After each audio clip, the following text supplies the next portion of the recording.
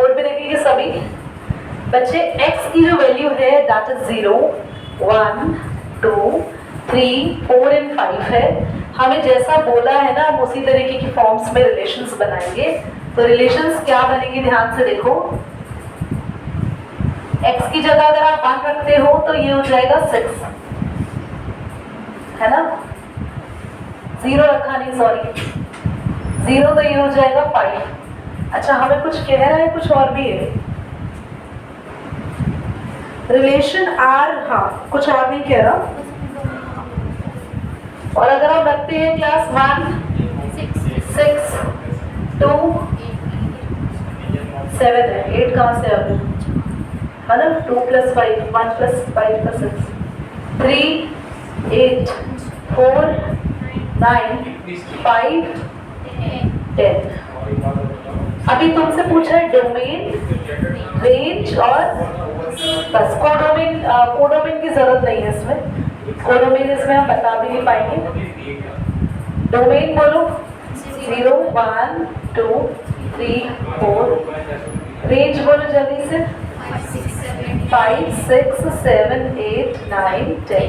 अच्छा तुम ना कोडोमेन इसलिए नहीं बता पाओगे क्योंकि बोला नहीं है कि पीछे वाला जो एलिमेंट है उसके एलिमेंट नंबर्स हम कहाँ से कहाँ तक ले सकते हैं, कुछ बताया नहीं। रियल नंबर है, नेचुरल नंबर है, होल नंबर है, तो हम कोडोमेन नहीं है, ठीक है। इतना ही पूछा तो पॉज करिए बेटा। नेक्स्ट रिलेशन क्या है, x, x³ है, ठीक है। और हमारे पास क्या दे रखा है, x is the prime number.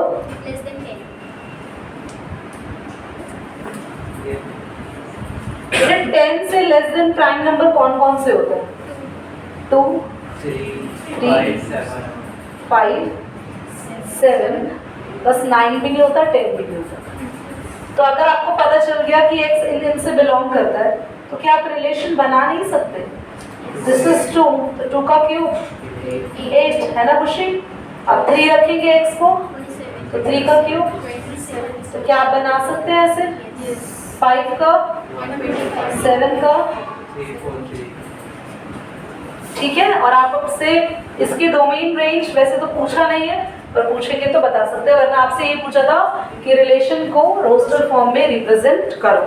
चलो पॉज करो बेटा, हमें क्वेश्चन करना है। The question is question number 8। ध्यान से देखिए क्वेश्चन नंबर 8 क्या कह रहा है। एक सेट A है जिसमें एलिमेंट है x, y, z और एक सेट B है जिसमें एलिमेंट है बोलो 1, 2। आपसे पूछा है A से B के बीच में बच्चों कितने रिलेशन बना सकते हो। तो अब तो यार ऐसे तो पता लगाना बहुत मुश्किल है, रिलेशन तो बहुत सारे बन सकते हैं। इसमें हम ऐसा लिख सकते हैं A माइनस B की रिलेशन बना सकते हैं, x -1, y -1, z -2, है ना। मतलब आप रिलेशन से कोई भी स्टेटमेंट दे सकते हैं, पर आपको क्या करना है इस केस में जब भी नंबर ऑफ रिलेशंस पूछे तो पहले A क्रॉस B निकालना। A क्रॉस B नहीं निकालना तो आपको पता है इनके नंबर्स कितने होंगे, आपको पता है A क्रॉस B में कितने एलिमेंट्स आएंगे खुशी, x1, y1, z1, x2, y2, z2, कितने आए टोटल 6। और अगर आपको ये नहीं निकालना तो ऐसे भी पता है, मैंने सिखाया था ना, यहाँ पे 3 है, 3 2s are 6। और अब क्या करो, टोटल नंबर ऑफ रिलेशंस कैसे आएंगी। मैंने फॉर्मूला क्या लिखवाया है अंकुश, 2 की पावर n। n क्या है, क्रॉस के अंदर कितने एलिमेंट्स है, तो 2 raised to power 6।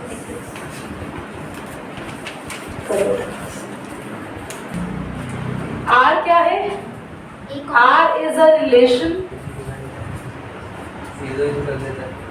defined by Z, ठीक है। यानी Z इंटीजर से एक रिलेशन बन रही है। रिलेशन जो इन्वर्टेड कर्ली ब्रैकेट्स में बोल रखा है वो क्या है, A, B such that A minus B is an integer। दीदी A, B such that A, B belongs to Z, A minus B is an integer। वो आप भी में भी लिख सकते थे क्या,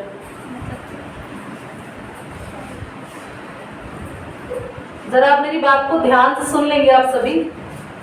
A जो है वो भी एक इंटीजर ए, आपके पास दोनों सेट है ना z के, जो हमें a लेना है यानी आगे वाला नंबर लेना है वो भी माइनस इन्फिनिटी से प्लस इन्फिनिटी के बीच में हम कोई भी नंबर ले सकते हैं, और जो दूसरा b नंबर लेना है वो भी z से लेना है, क्योंकि बोला है ना a और b जो हमारे रिलेशंस पे नंबर्स आएंगे वो कहाँ से आएंगे, z से आएंगे।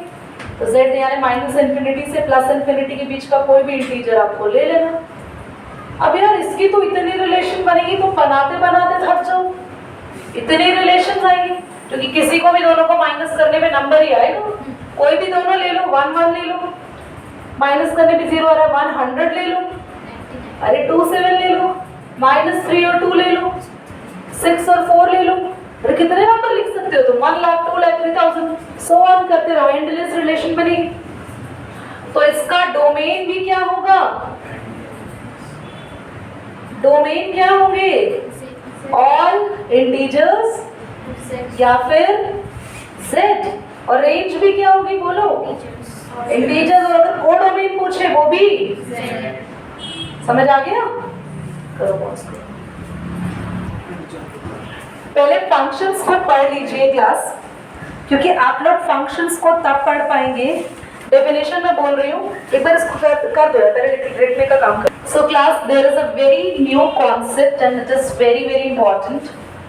अब रिलेशंस और फंक्शंस की बात करते हैं, तो ये अगर कॉन्सेप्ट आपको समझ में नहीं आया ना, तो आप 12th क्लास के फर्स्ट चैप्टर में थोड़ा सा पीछे जा सकते हैं। So you have to learn this concept very clearly. ध्यान सुनेंगे, हम एक सेट A लिख रहे हैं और एक सेट B लिख रहे हैं, ध्यान से देखना, 1 2 3 4 5 मैंने एलिमेंट्स लिखे, 6 7 8 9 2 मैंने एलिमेंट्स लिखे, ठीक है।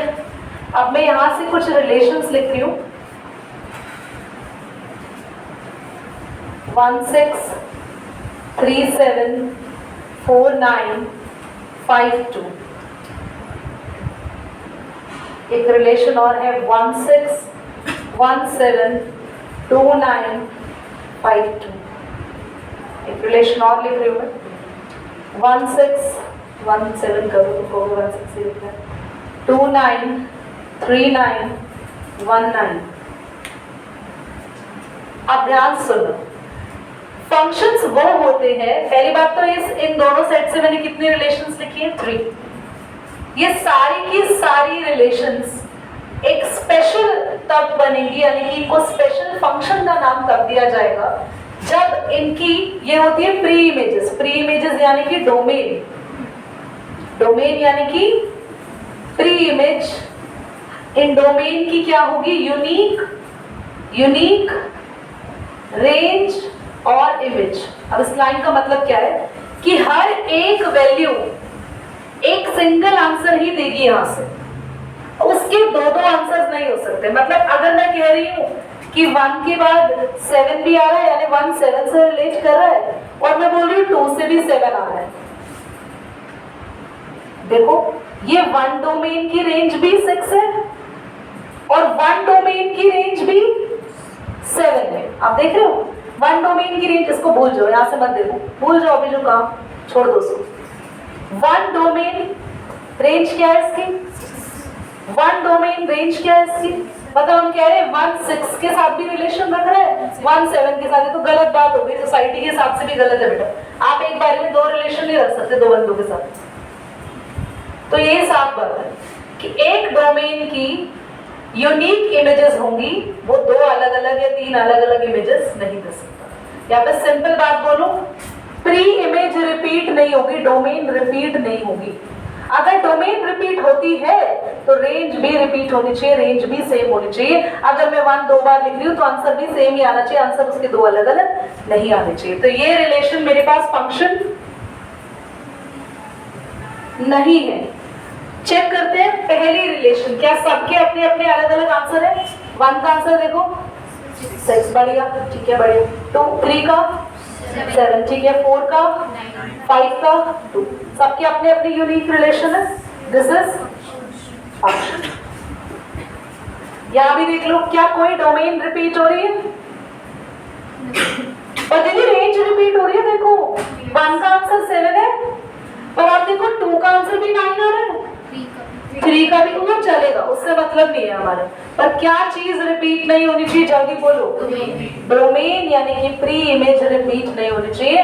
अगर डोमेन रिपीट होती है तो उसका रेंज भी हर बार सेम होना चाहिए। रेंज रिपीट हो चलेगा, उससे मतलब नहीं है, हमें रेंज को देखना ही नहीं, हमें किसे देखना है, डोमेन को। ये चीज रिपीट नहीं हो सकती, ठीक है।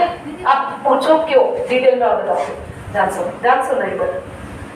आप मेरी बात को ध्यान सुनना, आप इसको भूल जाओगे, मतलब ये समझा रही है, इसी को समझा रही हूँ। 1 का आंसर क्या दिया मैंने, 7, और मैंने 2 का आंसर बोलो, 3 का भी 9, और ये 1 क्यों रिपीट हो रहा है, 4 करो। उसको आवाज कौन कर रहा है, 4 करो, 4 का भी 1 रिपीट हो गया था, तुम ये बोल रहे थे।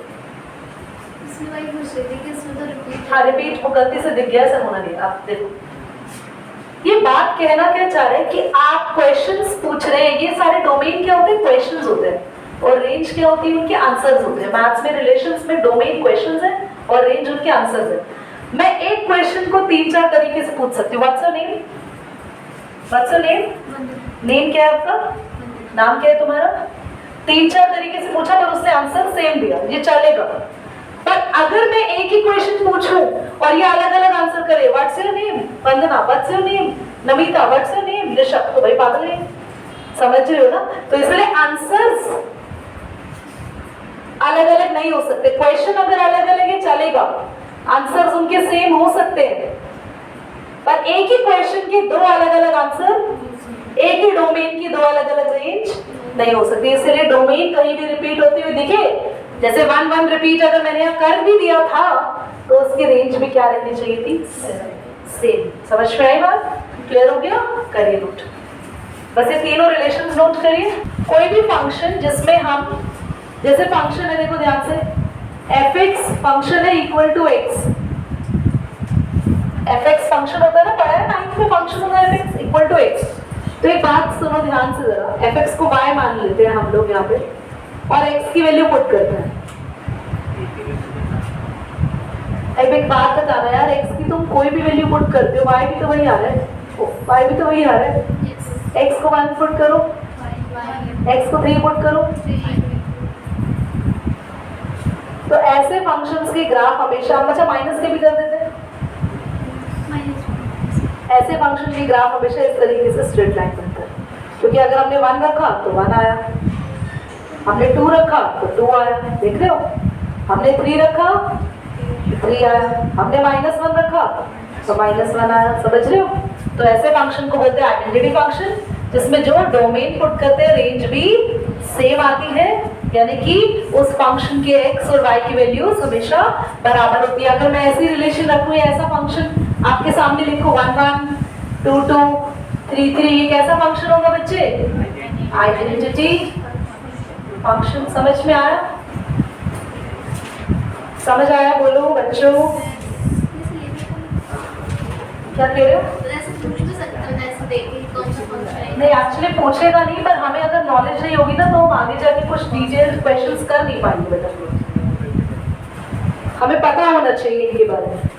अब आते हैं कांस्टेंट फंक्शन पे। देखो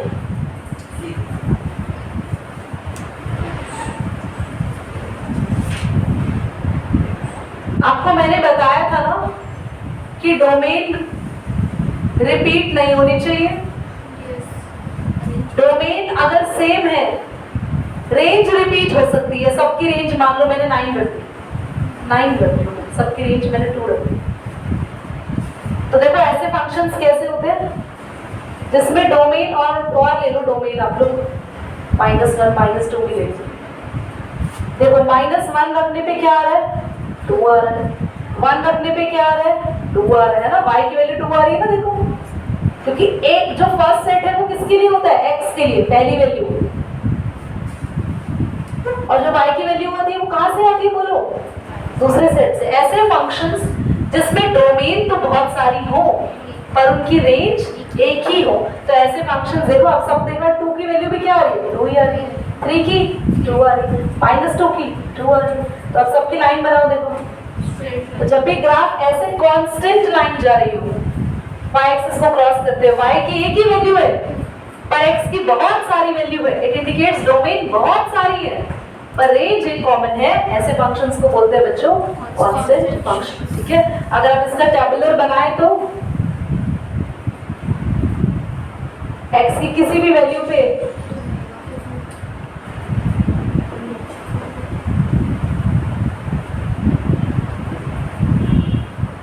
ठीक है, आंसर 2 ईयर। अभी हमारा लास्ट रहता है जो मैंने अभी सिखाया है पॉलिनोमियल फंक्शन। बेटा पॉलिनोमियल के ना बहुत सारे टाइप है पर तुम्हारे कोर्स में तुम्हें 2 ही पढ़ना है, स्क्वायर फंक्शन पढ़ना है और क्यूबिक पढ़ना है। पहले मैं स्क्वायर पढ़ा दूं। तो ऐसा फंक्शन जिसमें x के ऊपर क्या है बच्चों स्क्वायर, fx को y मान लो। अच्छा किसकी वैल्यू पुट करेंगे जल्दी बोलो, बोलो बोलो बच्चों, x की वैल्यू रखेंगे, y आता जाएगा। देखना जरा, x को तो कुछ भी रख सकते हैं, अपनी मर्जी है, अपना चल रहा है राज। -1 रखो, क्या आएगा स्क्वायर करके y, 0 रखो 0, 1 रखो 1, -2 रखो, बोलो 4, 2 रखो 4। आप देखना आप रख तो सारे इंटीजर्स रहे हैं नेगेटिव पॉजिटिव पर आंसर सारे पॉजिटिव आ रहे हैं। तो इस केस में डोमेन क्या होती है, सारे इंटीजर्स पर रेंज क्या होती है, ओनली पॉजिटिव z यानी पॉजिटिव इंटीजर। समझ में आया? क्यूबिक वाले के लिए डोमेन सारे नंबर रख सकते हैं, हम स्क्वायर वाले में कुछ भी रख सकते हैं पर आंसर में हमेशा पॉजिटिव नंबर है। कोई डाउट तो नहीं है? नोट करो इनको। हमारे पास क्यूबिक फंक्शन है तो बेटा इसके तो डोमेन आप कुछ भी रख सकते हो, कोई भी नेगेटिव नंबर रख सकते हो, कोई भी पॉजिटिव नंबर रख सकते हो, 0 भी रख सकते हो, हालांकि पॉइंट वाले नंबर भी रख सकते हैं, उसको भी हम लोग कंसीडर कर सकते हैं। फिलहाल मैं इंटीजर्स बोल रही हूँ कि डोमेन सारे इंटीजर्स होंगे। आप डोमेन सारे रियल नंबर्स भी कह सकते हो कि हम कोई भी नंबर रख सकते हैं और आंसर में भी सारे नंबर्स आएंगे क्योंकि क्यूब से माइनस हटता नहीं है ना, पता है ना आप लोगों को। तो क्यूब होने से 2.1 का क्यूब कितना होगा,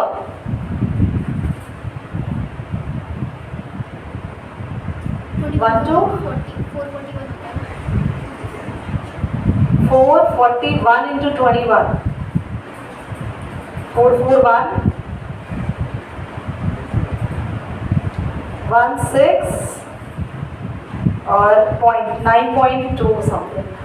ठीक है, तो देखो आंसर सारे आ रहे हैं और हम पुट भी सब कुछ कर सकते हैं। तो डोमेन भी ऑल इंटीजर्स या फिर आप रियल नंबर भी कह सकते हो और रेंज भी सारे इंटीजर्स आएंगे यानी कि सारे रियल नंबर भी आ सकते हैं। कोई यहाँ पर इफ एंड बट्स नहीं हुई, पर क्यूब वाले स्क्वायर वाले में हुए थे कि हम सारे इंटीजर्स रख रहे हैं पर आंसर मेरे सभी पॉजिटिव आ रहे हैं। करिए, नोट करिए बेटा।